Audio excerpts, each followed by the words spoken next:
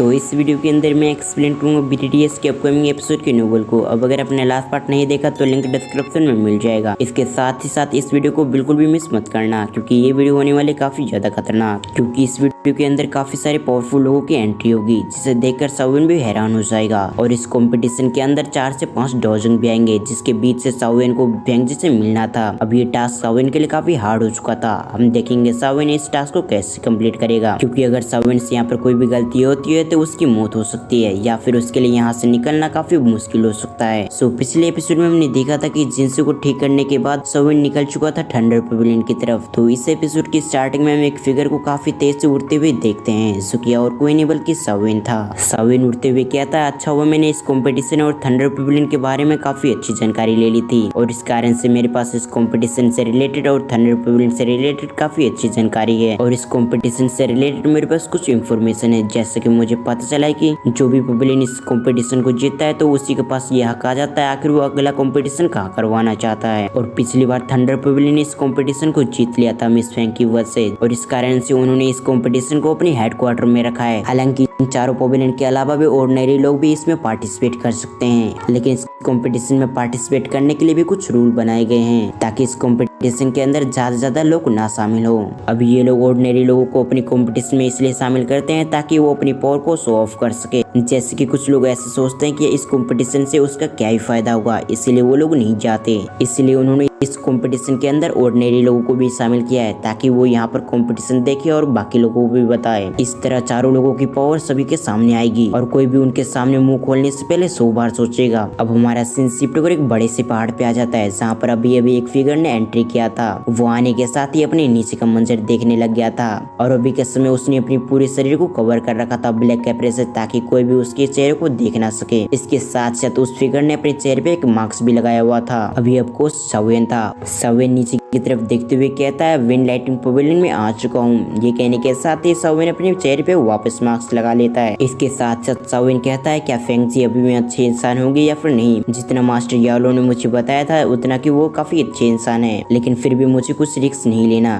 क्योंकि यहाँ पर काफी सारे होल ऑफ सोल के बंदे हुए हैं, जो कि मेरे सामने आते ही मुझे मारने की कोशिश करेंगे। इसलिए मुझे सावधान होकर आगे बढ़ना चाहिए। और देखकर ऐसा लग रहा है कि विंड लाइटिंग पवेलियन में काफी सारे पावरफुल लोग हैं, इसलिए मुझे यहाँ पर भी सावधान रहना होगा। फिर सावन की नजर एक बड़ी सी लाइन पे जाती है, जहाँ पर काफी सारे लोगों ने एक लाइन बना रखी थी। तभी सावन की 2 लोगों पे नजर जाती है। तभी सावन 2 जाने माने इस फिगर को देखकर कुछ सोचने लग गया था। फिर वो कहता है, ये तो मिस फेंग के पीछे आए हुए थे, लगता है इन सभी से बचकर अंदर जाना काफी डिफिकल्ट होगा। तभी सावन पीछे से कुछ लोगों को आते हुए देखता है, जिस वजह से सावन उनके ग्रुप में शामिल हो जाता है, ताकि उनकी मदद से अंदर जा सके। तभी एक ऑर्डिनरी बंदा कहता है, क्या तुम्हें पता है चारों पवेलियन के लोग आ चुके हैं। इसके साथ साथ वहाँ पर काफी सारे लोग भी आ गए हैं, क्योंकि यहाँ पर काफी सारे लोग आते हैं ताकि वो इस कंपटीशन के थ्रू अपने नाम को रोशन कर सके। लेकिन वो सभी इसमें फेल हो जाते हैं, क्योंकि चारों पवेलियन के उत्तराधिकारी काफी पावरफुल हैं। चारों पवेलियन में से सबसे पावरफुल तो विंड लाइटिंग पवेलियन लगता है, क्योंकि मिस फेंग पिछली बार जीत गई थी, और देखने से ऐसा लग रहा है कि इस बार भी मिस फेंग ही जीतेगी। तभी दूसरा ऑर्डिनरी बंदा कहता है, ये कहना मुश्किल होगा कि कौन जीतेगा, क्योंकि भले ही मिस फेंग पिछली बार जीती थी, लेकिन वो तीनों भी काफी पावरफुल हैं, और मुझे नहीं लगता कि इस बार मिस फेंग जीत पाएगी, क्योंकि मैंने सुना है कि वो चारों हेवनली वंडर पूल पे गए थे, और वहाँ से आने के बाद उन चारों की पावर काफी बढ़ चुकी है, जिस वजह से उन चारों में एक शानदार फाइट होगी। तभी पहला वाला बंदा कहता है, अगर ऐसी बात है तो जिसने डॉजन पे ब्रेक थ्रू किया होगा वही इस कंपटीशन को जीतेगा, क्योंकि अभी तक हमें नहीं पता आखिर किसने डॉजन पे ब्रेक थ्रू किया है। और इसके अलावा मुझे लगता है अगर वो बंदा इस कंपटीशन के अंदर शामिल हो गया तो मिस फेंग का भी जीतना लगभग असंभव हो जाएगा। तभी दूसरा व्यक्ति फिर से कहता है, क्या तुम उस लड़के यानी कि सावन की बात कर रहे हो। अभी यह सुनकर पहला व्यक्ति अपनी सर को हाँ मिलाता है। अभी यह सुनने के साथ ही तीसरा व्यक्ति हंसने लग गया था। वो कहता है उसकी इतनी हिम्मत नहीं कि वो विंड लाइटिंग पवेलियन में आ सके, क्योंकि यहाँ पर काफी सारे एक्सपर्ट आ चुके हैं, और यहाँ तक कि इस बार तो 4 डॉजन भी आएंगे, जिस वजह से मुझे नहीं लगता वो लड़का इतने सारे डॉजन का सामना कर पाएगा।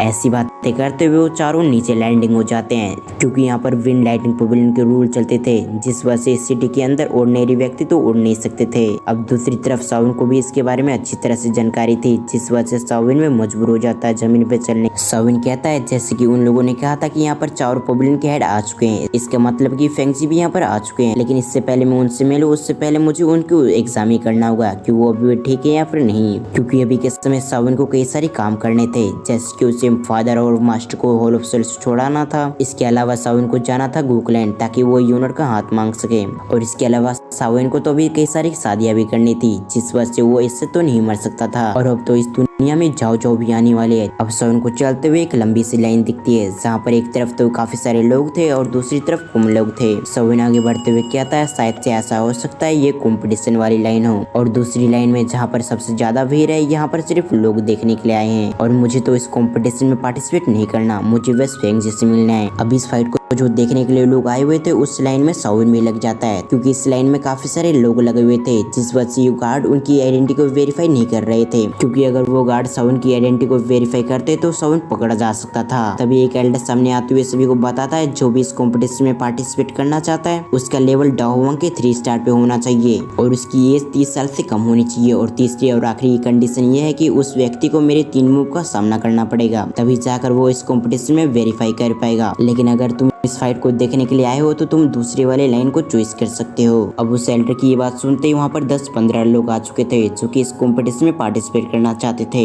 लेकिन उन सभी की पावर इतनी भी नहीं थी, जिस वजह से एल्डर उसे रिजेक्ट कर देते हैं। तभी दूसरी तरफ हम सावन को देखते हैं जो कि आगे बढ़ रहा था। तभी वो एल्डर सावन की तरफ देखते हुए उससे कहता है तुम वहीं पर रुको। अभी ये सुनने के साथ ही सावन के तो दिल की धड़कन बढ़ जाती है। वो अपने मन में कहता है क्या इसने मुझे पहचान लिया कि मैं ही सावियन हूँ। अब ये थॉट आते ही सावन यहाँ से भागने की प्लानिंग करने लगता है ताकि वो यहाँ से निकल सके। ऐसा नहीं था कि सावन इन सभी से नहीं लड़ सकता, लेकिन बात यह थी कि ये विंड लाइटिंग पवेलियन है जहाँ पर सिर्फ विंड लाइटिंग पवेलियन के हेड की बात चलती है, और यहाँ पर काफी सारे डॉजिंग भी आ चुके हैं। और दूसरा कारण यह था कि सावन के पास याओटियानबू थे जो कि उसे बचा सकते थे, लेकिन उन दोनों की स्ट्रेंथ इतनी भी नहीं थी कि वो यहाँ पर इतने सारे डॉजिंग का सामना कर सके। लेकिन सावन उन सभी थॉट को झटकते हुए उस एल्डर से कहता है बताओ मुझे क्यों रोका। अब ये सुनने के बाद वो एल्डर अपने आईब्रो को नीट कर लेता और सावन से कहता है तुम्हारे पास काफी स्ट्रेंथ है, जिस वजह से मुझे ऐसा लगता है कि तुम इस कंपटीशन में पार्टिसिपेट ले सकते हो। अब उस एल्डर की बात सुनकर सावन रिलीफ फील करता है, फिर उसकी तरफ देखते हुए उससे कहता है मुझे इस कंपटीशन में ज्यादा दिलचस्पी नहीं है, जिस वजह से मैं जाना चाहता हूँ। अब दूसरी तरफ हम उन सभी को लोगों को देखते हैं जिनके चेहरे पे शॉक्ड एक्सप्रेशन था, क्योंकि यहाँ पर काफी सारे लोग आए हुए थे जो कि इस कंपटीशन में पार्टिसिपेट करना चाहते थे, लेकिन उन सभी की इतनी स्ट्रेंथ नहीं थी कि वो इस कंपटीशन में पार्टिसिपेट कर सके। लेकिन जबकि इस लड़की की इतनी ताकत है कि वो इस कंपटीशन में पार्टिसिपेट कर सकता है तो उसने इस कंपटीशन में पार्टिसिपेट क्यों नहीं किया। अब हमारा सीन शिफ्ट होकर सावन पे आ गया जो कि सीढ़ी पे चढ़ते हुए आगे बढ़ रहा था, और सावन के सर के ऊपर काफी सारे ब्लैक कलर के बादल मंडरा रहे थे। अब उन सभी की तरफ देखते हुए सावन अपने मन में कहता है जैसे कि इस पवेलियन के नाम थंडर पवेलियन है उसी तरह यहाँ पर चारों तरफ थंडर ही थंडर चमक रही है, और सचमुच ये थंडर पवेलियन काफी कमाल की जगह है। ये कहने के साथ ही सावन आगे बढ़ जाता है। अब कुछ समय के अंदर सावन वहाँ पर पहुँच चुका था जहाँ पर एक कॉम्पिटिशन होने वाला था, और देखते ही देखते वहाँ पर चारों पवेलियन के हेड और उनके स्टूडेंट भी आ चुके थे, यानी कि उत्तराधिकारी। पहले हम टेन्यू के मास्टर को देखते हैं जो कि स्वॉर्ड पवेलियन से थे। अब दूसरी तरफ हम होंगचिंग को देखते हैं जो कि अपने मास्टर के साथ आया हुआ था। अब तीसरी तरफ से ग्रेट एंट्री लेते हुए फेक टियाना आ चुका था। अब उसे देखते ही सभी लोग उसकी रिस्पेक्ट में खड़े हो जाते हैं, और यहाँ पर हमें एक शॉकिंग बात पता चलती है कि फेटियान के साथ इस बार वहाँ के एंसेस्टर भी आए हैं, यानी कि थंडर पवेलियन के एंसेस्टर जो कि फेटियान से भी काफी पावरफुल हैं। एक तरफ से एक रोशनी आने लगती है जिस वजह से वो सभी उसकी तरफ नहीं देख पा रहे थे। अब जैसे जैसे रोशनी कम हो रही थी तो वो सभी देख रहे थे कि उसके अंदर से 2 फिगर निकल रहे थे जो कि और कोई नहीं बल्कि फेंगजी और वो एक ग्रीन ड्रेस वाली लड़की थी। अब सावन की नजर भी उन पे पड़ जाती है। तभी एक व्यक्ति कहता है ये तो फेंगजी है। अब ये सुनने के बाद सावन काफी खुश हो चुका था। सावन खुश होते हुए कहता है तो ये है फेंगजी, तुम मुझे मौका देखते इनसे ही मिलना होगा। अब सावन की इतना कहते हैं हमारा ये पार्ट यहाँ पर एंड होता है। अब अगर आपको एक्सप्लेनेशन अच्छी लगी तो वीडियो को लाइक करके चैनल को सब्सक्राइब करें, इसके साथ साथ बेल आइकन को पे प्रेस करना ना भूलें। तो फिर मैं मिलता हूँ किसी और वीडियो में, जब तक के लिए थैंक्स फॉर वॉचिंग।